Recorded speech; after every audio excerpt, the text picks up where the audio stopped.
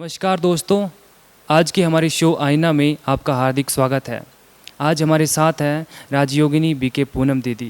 दीदी, आपका हमारे शो में हार्दिक स्वागत है। भारतवर्ष में अनेक त्यौहार मनाए जाते हैं, जिसमें से एक त्यौहार गणेश चतुर्थी है। सभी लोग हर साल बड़े ही हर्षोल्लास से गणेश जी की पूजा अर्चना करते हैं। दीदी, हम जानना चाहेंगे कि जिनकी हम हर साल बड़े ही खुशियों से पूजा करते हैं, उनका पूरा परिचय क्या है और कौन है वो? ओम शांति। गणेश जी हमारे प्रथम पूज्य देवता हैं, प्रथम आराध्य हैं। कोई भी शुभ कार्य आरंभ होता है तो सर्वप्रथम गणेश जी को न्योता दिया जाता है, उन्हें स्थापित किया जाता है और ये माना जाता है कि विघ्न विनाशक गणेश जी हमारे सारे कार्यों को निर्विघ्न संपन्न कर देंगे और सुख शांति बनी रहेगी। इनका परिचय ये शिव भगवान माता पार्वती के पुत्र माने जाते हैं और पौराणिक कहानियाँ बताती हैं कि माता पार्वती ने स्नान करते वक्त अपने मैल से इनका निर्माण किया, फिर इनको बाहर गेट पे पहरा देते हुए रखा और निर्देश दिया, किसी को भी अंदर आने मत देना, ये मेरी आज्ञा है। थोड़ी देर बाद शंकर जी आए तो गणेश जी जानते नहीं थे, उन्होंने उनको रोक दिया। शंकर जी ने विनती की, लेकिन वो नहीं माने, तो शंकर जी ने क्रोध में आके उनका मस्तक धड़ से अलग कर दिया। माता पार्वती के पुनः आग्रह पर, अनुनय विनय पर उन्होंने फिर से उसका मस्तक स्थापित किया। तो पशुओं में ऐरावत हाथी, बुद्धिमान हाथी, उसका मस्तक उनके सिर पे लगाया। अब लोगों को ये बातें सुन के स्वाभाविक है, प्रश्न तो उठेगा कि अपने पुत्र को जीवित करने के लिए एक जानवर का वध किया और वो हाथी भी किसी माता का पुत्र है, ऐसा क्यों? तो यथार्थ में ये कहानी आध्यात्म का संदेश देती है, इसमें हमें शिक्षा मिलती है। तो तात्पर्य ये है कि अभिमान, मैल देह अभिमान का प्रतीक है। जब देह अभिमान में वो थे तो उनके देह अभिमान का विनाश किया और ऐरावत हाथी के सिर को पुनः स्थापित उनके धड़ पे किया।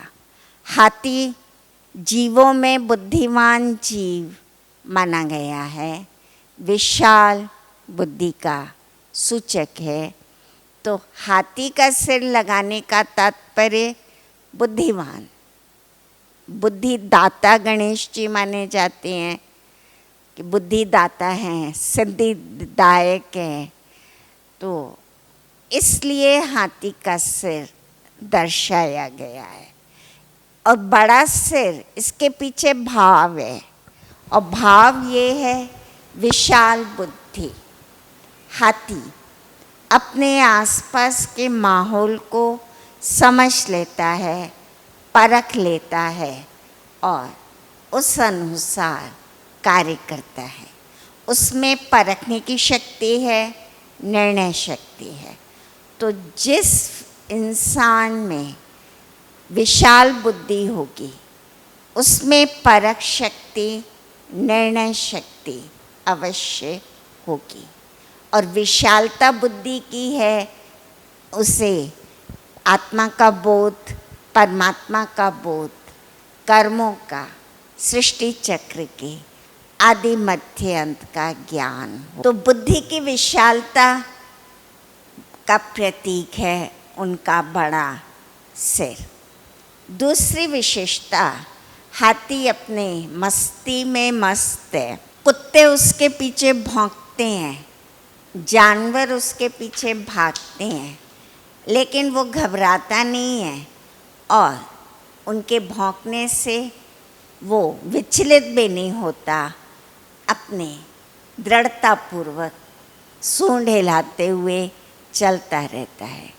तो भाव ये है कि लोग हमारे साथ तुच्छ व्यवहार करें या ओछी बातें करें, लेकिन हम उनके बातों के प्रभाव में नहीं आए। हम अपने आत्मविश्वास को बनाए रखकर अपने मस्ती में रहें और अपने यथार्थ मार्ग पे चलते रहें। दूसरा उनका विशाल कान है। बड़े कान ज्ञान का श्रवण करने की शक्ति का सूचक है। बुद्धिमान आत्मा तब बनती है जब वो ज्ञान का श्रवण करती है और ज्ञान को अंदर समाती है। छाजले जैसे कान है, छाजले से हम छानते हैं, कचरा बाहर रह जाता है और साफ अंदर रह जाता है। तो जो अनावश्यक बातें हैं, व्यर्थ बातें हैं, उनको हम अंदर नहीं प्रवेश होने दें, और जो बातें हमारे लिए उपयोगी हैं उनको हम अंदर धारण करें। तो बड़े कान इस बात का सूचक है। फिर उनके विशाल मुंह में छोटी आँखें हैं। छोटी आँख दूरंदर्शिता का द्योतक है। जैसे आप दूर की चीज़ देखते हैं तो आँखें छोटी हो जाती हैं। तो ये दूरंदर्शी बुद्धिमान दूरंदर्शी होता है। तो गणेश जी बुद्धि दाता हैं, बुद्धिमानों के बुद्धिमान हैं, इसलिए उनकी छोटी आँख दिखाई हाथी की, जो आदि मध्य अंत सोच के कार्य करते, दूर की बात समझते और फिर निर्णय लेते हैं। तो छोटी बात को भी बड़ा देख लेती है उनकी आँखें, क्योंकि वो चलते हैं, कहीं उनसे छोटे जीव जंतु घायल ना हो जाएं, उनके पैरों के नीचे ना आ जाएं, इसलिए उनकी छोटी आँख दिखाई जो बड़ा देखती है, वो बड़ा रूप दिखाई देता है। तो भाव ये है, छोटों में भी विशेषता देखो, छोटों में भी गुण देखो और उनको भी सम्मान और प्यार दो। फिर उनके विशाल मुंह में सूंड है। सूंड से वो बड़े बड़े पेड़ भी उखाड़ लेते हैं, सूंड से किसी का सम्मान भी करते, जल भी चढ़ाते, पुष्प भी देते। अर्थात पुराने संस्कार, बेकारी संस्कार जो हैं उनको हमें उखाड़ना है। बुद्धिमान आत्मा पुराने बुरे संस्कारों को अपने अंदर नहीं लेती, समझती है और उसको निकालती है, उखाड़ फेंकती है। साथ साथ दूसरों का सम्मान करना, दूसरों का आदर करना, ये गुण भी बुद्धिमान आत्मा का विशेष होता है। तो सूंड इस बात का प्रतीक है। और भी आगे उनके जो प्रतीक दिखाए हैं, जैसे एक हाथ में कटार है, एक कुल्हाड़ा है, दूसरे हाथ में रस्सी है। तो मोह माया को काटेंगे। ज्ञानवान व्यक्ति मोह माया में नहीं फंसता। ज्ञानवान व्यक्ति जानता है ये दुख का कारण है। तो ज्ञान को तलवार भी गीता में कहा है, उनको अपनी कटार से काटते हैं। और रस्सी, मोह माया की रस्सी से निकलना है। साथ साथ नियमों के रस्सी में मर्यादाओं की रस्सी में अपने आप को बांधना है। जो ज्ञानवान होगा, ज्ञान को धारण करेगा, वो अवश्य नियमों का पालन करेगा, मर्यादाओं को अपनाएगा और अपने जीवन को सुसंस्कृत बनाएगा। और ज्ञान और इन्फॉर्मेशन में अंतर है। केवल हम सूचना रख लें, हाँ ये है, लेकिन उसको धारण नहीं करते तो सूचना रखना अलग चीज़ है, और उन बातों को धारण करके नियमों में चलना, मर्यादाओं में चलना, ये ज्ञानवान की निशानी है। तो वो मर्यादा का बंधन है जो उनके हाथ में दिखाया, वो रस्सी दिखाई है। फिर उनके हाथ में लड्डू है, और लड्डू उनका प्रिय भोग है, मोदक लड्डू। देखो हम लड्डू बनाते हैं, एक उंगली से नहीं बनेगा, 5 उंगलियों का उसमें सहयोग होता है। तो ज्ञानी आत्मा, बुद्धिमान आत्मा, उसमें सहयोग भावना होती है। सब अलग अलग स्वभाव संस्कार के हैं, लेकिन सबको मिला के चलना और मीठा व्यवहार करना, प्रसन्न रहना और प्रसन्नता बांटना। दूसरा, लड्डू हमें ये संदेश देता है, मीठा कब बनता है?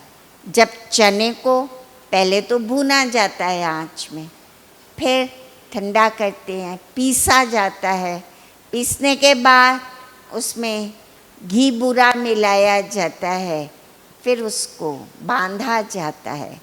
तो जीवन में भी अनेक बातें आती हैं, आग जैसी बात भी आएगी, हमें भुना भी जाएगा, पीसा भी जाएगा, रगड़ा भी जाएगा, हमें सब कुछ परिस्थितियाँ मिलेंगी, लेकिन इन सब परिस्थितियों को सहन करके, पार करके बढ़ते हैं, तब हमें खुशी मिलती है, लड्डू भोग मिलता है, मिठास जीवन में आती है। और गणेश जी का वाहन चूहा दिखाते हैं। चूहा क्या है? कुतर कुतर करता है, अच्छी पुस्तकों को भी और खराब को भी। तो उस पे इनका कंट्रोल, वाहन बना लिया, कंट्रोल। हमें व्यर्थ, नेगेटिव, क्यों, क्या, कैसे पे नहीं जाना है, इनको कंट्रोल करना है। तो इसीलिए वाहन चूहा है। और बड़ा पेट समाने की शक्ति है। कोई बात समा लेता है तो हम कहते हैं इसके पेट में दाढ़ी है, और नहीं समा पाता तो हम कहते हैं ये तो पेट का कच्चा है।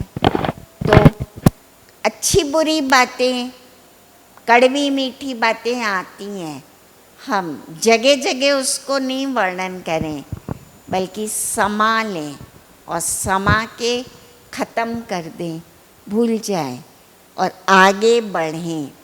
तो ये जितने भी इनके लक्षण हैं, ये ज्ञानी के लक्षण हैं। ज्ञानी में निर्णय शक्ति, परख शक्ति, दूरंदर्शिता, ज्ञानी आत्मा, बुद्धिमान, तीसरा ज्ञान का नेत्र खुला हुआ, उसमें समाने की शक्ति, लड्डू सहयोग शक्ति, इन सर्व शक्तियों का वो मालिक होता है। तो इसीलिए गणेश जी को इतना महत्व दिया जाता है, स्थापना की जाती है, भोग लगाया जाता है, फिर उनका विसर्जन कर दिया जाता है। दीदी आपने बहुत सुंदर उत्तर दिया। एक प्रश्न ये था कि गणेश जी को विघ्न विनाशक क्यों कहते हैं? क्योंकि भारतवर्ष में उन्हें बहुत से नामों से जाना जाता है, जिनमें से एक नाम उनका विघ्न विनाशक भी है।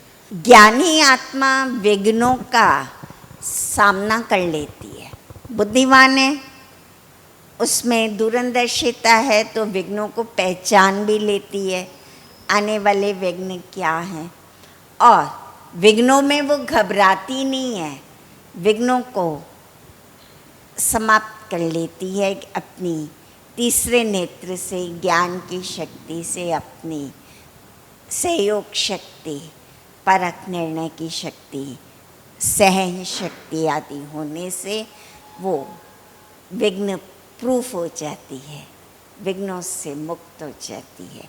इसीलिए इनको विघ्नहर्ता कहा जाता है।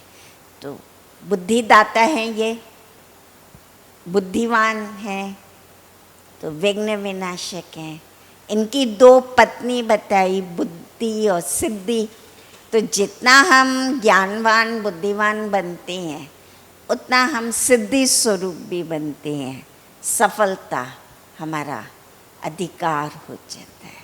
दीदी, गणेश चतुर्थी का आध्यात्मिक रहस्य क्या है और इसे हम क्यों मनाते हैं? इनको हम महत्व देते हैं, इन शक्तियों को विघ्नों को विनाश करने के लिए मनाते हैं।